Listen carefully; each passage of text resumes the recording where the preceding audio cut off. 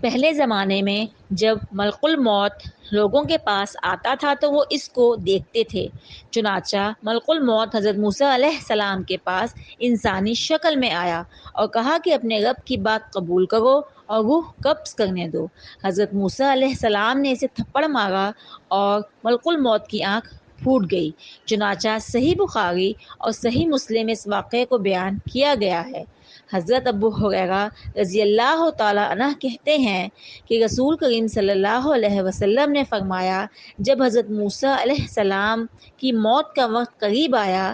ان کے پاس موت کا فرشتہ حضرت عزرائیل علیہ السلام آیا اور کہا کہ اپنے پروردگار کی طرف سے پیغام اجل قبول فرمائیے، یعنی آپ کی روح قبض ہونے کا وقت آ پہنچا ہے۔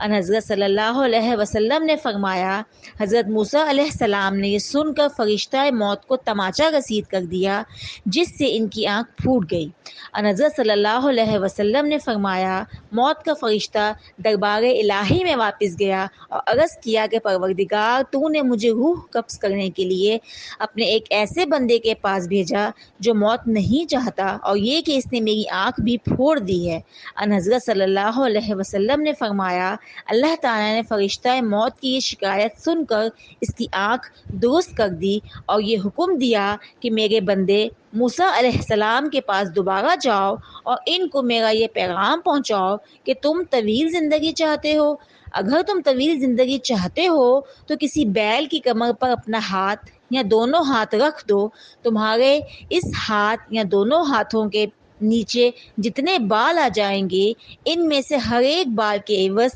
تمہاری زندگی میں 1 سال کا اضافہ ہو جائے گا۔ فرشتے نے دوبارہ حاضر ہو کر حضرت موسیٰ علیہ السلام کو اللہ تعالیٰ کا یہ پیغام سنایا تو انہوں نے کہا کہ اس طویل زندگی کا بھی آخری نتیجہ موت ہی ہے، تو پھر وہ آج ہی کیوں نہ آ جائے۔ اسی وقت موت کی آغوش میں جانے کے لیے تیار ہوں، لیکن میری یہ دعا ضرور ہے کہ رب کریم تدفین کے لیے مجھے ارض مقدس یعنی بیت المقدس سے قریب کر دے۔ رسول کریم صلی اللہ علیہ وسلم نے صحابہ کو مخاطب کر کے فرمایا کہ اگر میں بیت المقدس کے قریب ہوتا تو تمہیں حضرت موسیٰ علیہ السلام کی قبر کا نشان دکھا دیتا جو ایک راستے کے کنارے پر سرخ ٹیلے کے قریب ہے۔